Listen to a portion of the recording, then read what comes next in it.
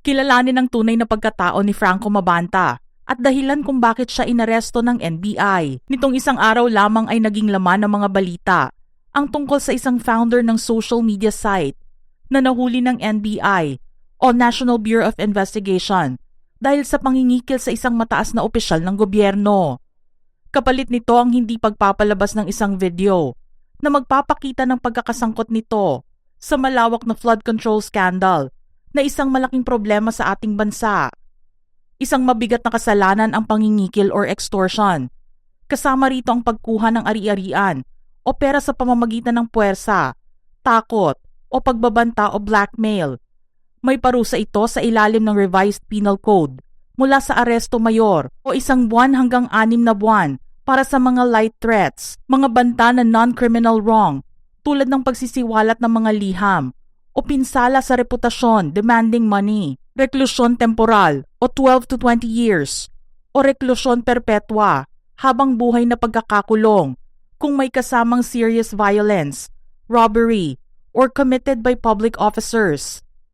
Pinagpepiestahan nga ngayon ang pagkahuli kay Franco Mabanta, ang founder at CEO ng Peanut Gallery Media Network o PGMN.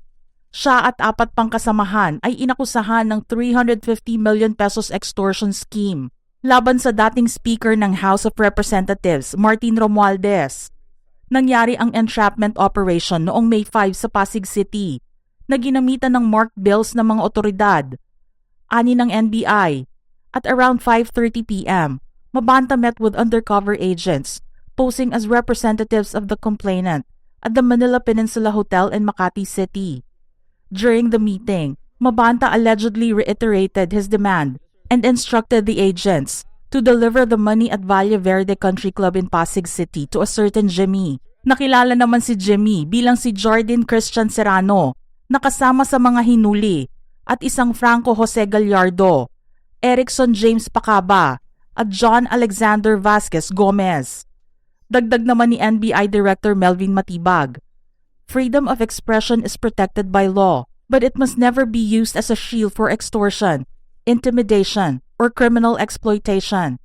The NBI will relentlessly pursue those who weaponize digital platforms to threaten, harass, and unlawfully profit from others. Ang PGMN ay isang digital media platform na inilunsad noong 2024 na gumagawa ng political commentary at online content. Batay sa available information, ipinoposisyon ng PGMN ang sarili bilang isang independent media network na nakatuon sa politics, governance, and social issues. Kasama sa listahan ng kanilang mga anchors, ang aktor na si Edu Manzano at ang non-showbiz girlfriend niya na si Ann Quisha. Si Franco, nakaka 43 years old lang noong February 23, ay dating political campaign figure at isang Filipino digital strategist, social media personality, at political commentator na sumikat dahil sa kanyang pagkakasangkot sa mga online political campaign na sumusuporta kay Pangulong Ferdinand Bongbong Marcos Jr.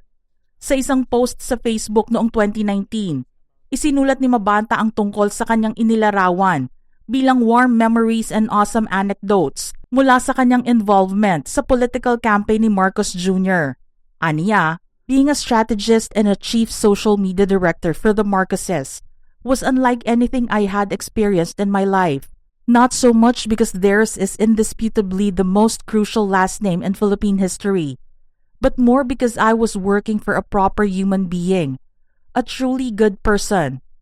Gayunpaman, nilinaw ni Palace Press Officer Attorney Claire Castro sa isang press briefing sa Cebu noong nakaraang araw ang relasyon na mayroon si Mabanta kay Pangulong Marcos.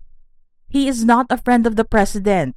Dagdag din ni Attorney Claire, tignan daw muna ang affiliation ni Mabanta sa mga Duterte dahil ang ilan sa kanyang naipublish na content ay kritikal sa Administrasyong Marcos at may posibilidad na sumalungat sa administrasyon.